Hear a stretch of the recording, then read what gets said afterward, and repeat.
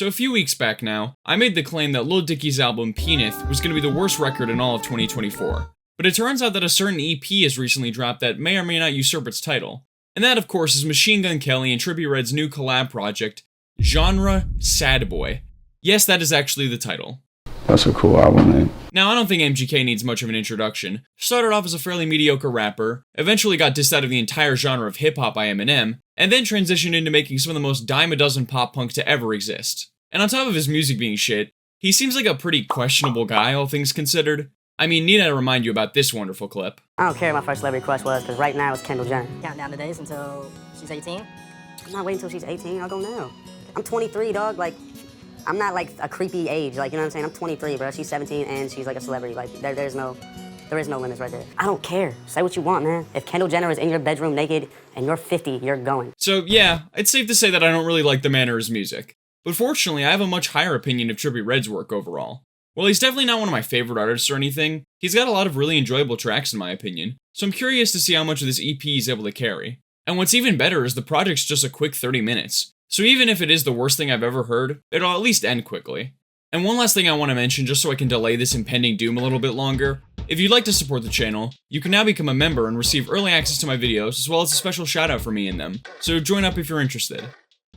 Alright, let's jump into it with the first track. No one wants their life to end. Drowning out. Okay, first thing I want to mention, since it's not related to this track at all, but I was just watching the music video for it, and you can literally see the outline of where the green screen was keyed out. You guys are both millionaires, and you couldn't have afforded an editor who knows what the feather tool is? Now, as for the actual song, I mean, it's definitely not the worst thing I've ever heard from either of the two, but my god is it boring. For one, it's back with a fairly dull acoustic guitar, and while I think Trippie's chorus does sound nice, it's really bogged down by some of the most basic lyricism possible. I guess I lost my life again. It's just one of those nights again. No one wants their life to end. Drowning now in a life of sin. But if you hit him with the no one wants their life to end.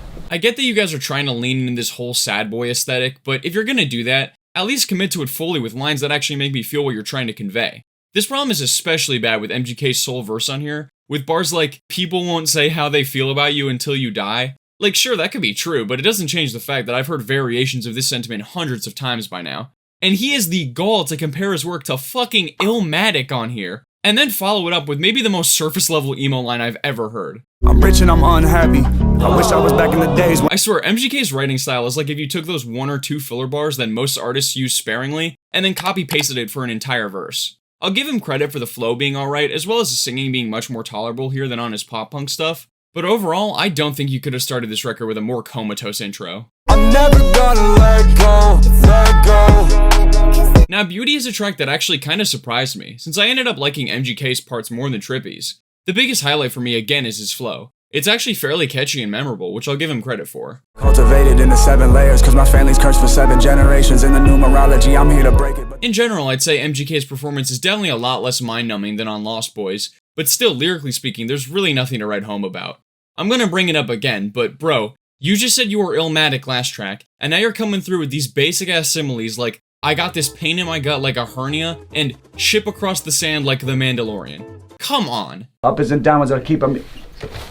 As for Trippie's part, man, he really sounds like he's on complete autopilot with his verse, with some equally average vocals and lyrics. Which is kinda concerning, given I'm really gonna need him to carry the tracks when MGK inevitably nosedives in quality, but I guess we'll see what happens later on. Oh, and last thing I'll mention is that the instrumental is actually really nice, with a cool frou-frou sample worked in that really beefs up the whole sound of it. Pistol in the side door. What you feel alive for? They say what we— First thing I'll say about Time Travel is that I think it's very fitting that the intro and outro vocals are sung by this artist called ZZZ, since this song damn near put me to sleep. It really just comes off as a less interesting version of the last track. MGK once again comes through with a fine enough flow, but man does his writing style really make these songs drag on. And last time I mentioned this, I promise, but dude, She Gon' Blow Like a Trombone? You're not out here comparing your work to one of the greatest written hip-hop albums of all time, and then dropping lines one step above 2017 era Lil Yachty. And speaking of bars, surprisingly enough, Trippie Redd drops the new worst one on this record so far with, "Shawty fucking suck the semen off my dick." Like, you couldn't have worded that bar to be more disgusting, it's almost impressive. And then you've got that gun cocking noise in the chorus. Need I remind you that this EP is called Genre Sadboy? You have automatically revoked any ability to come off as intimidating with that title. Really the only thing that I enjoyed was MGK and Trippie trading bars on the verses, But that's more just because I'm always a fan of when artists do that.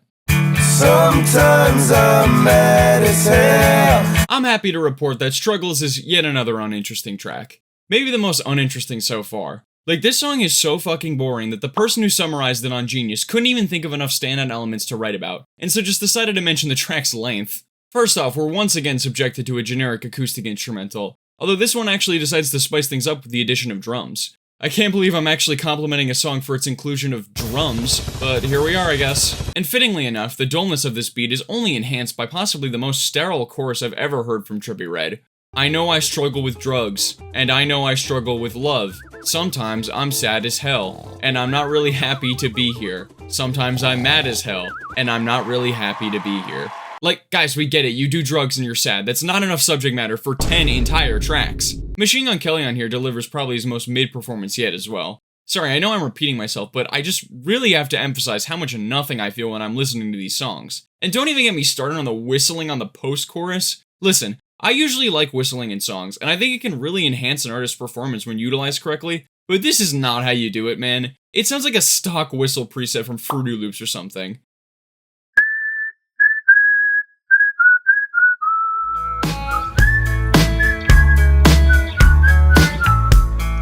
I'm not stoked that I took mushrooms. New worst track, easily. Suddenly.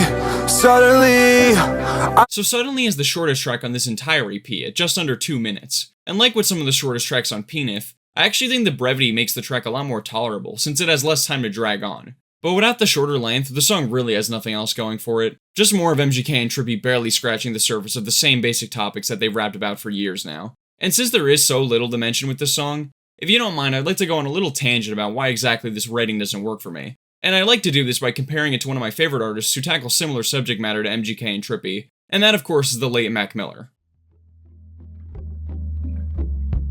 Good News is always the first song that pops into my head when I think of Mac's best written songs, so that's the one we're gonna analyze. First there's these lines. Oh, I hate the feeling when you're high but you're underneath the ceiling. Got the cards in my hand, I hate dealing.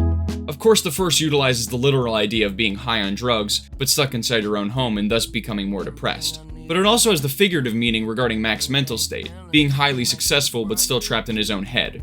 Then the second line makes use of a clever metaphor, with the phrase having all the cards in my hand conveying the idea of being in control of your life and the lives of people around you, which inevitably comes with a lot of stress and pressure, as Mac also conveys when he finishes the bar by saying, I hate dealin'.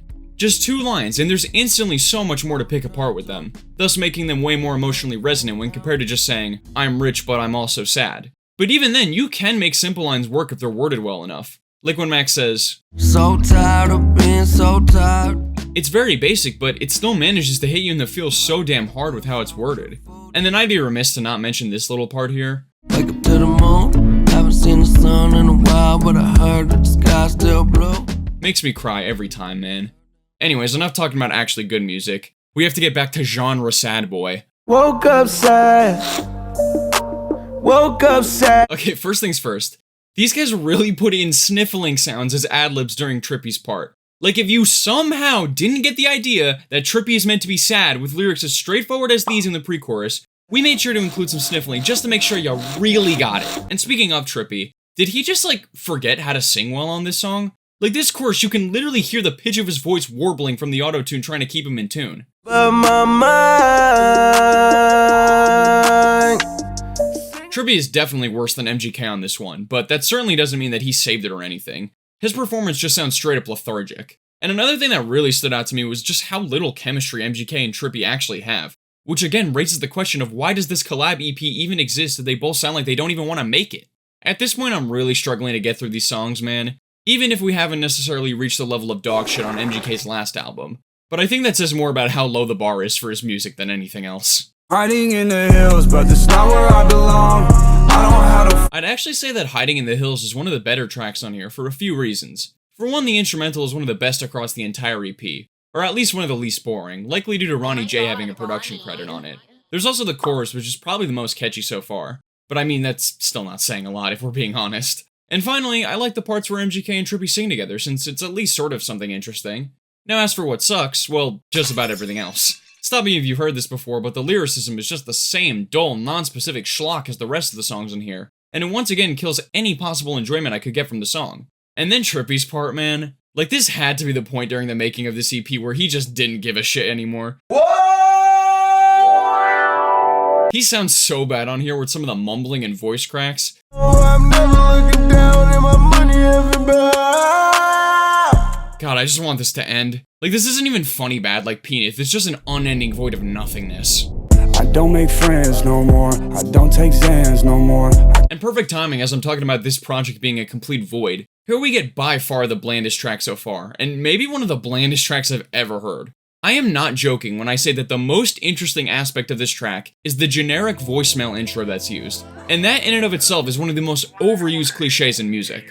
It's also one of those songs where the whole gimmick is every line ends with the same phrase, and let me tell you, it takes a lyricist leagues better than MGK or Trippie to make that gimmick work without it getting stale. So I think you can guess how well they pull it off. And honestly, the bars themselves are so unmemorable that I'm just gonna link the Genius page in the description so you can read them for yourself, since I've legitimately already forgotten all of them. In fact, I'm actively forgetting about this song's existence as I'm writing this.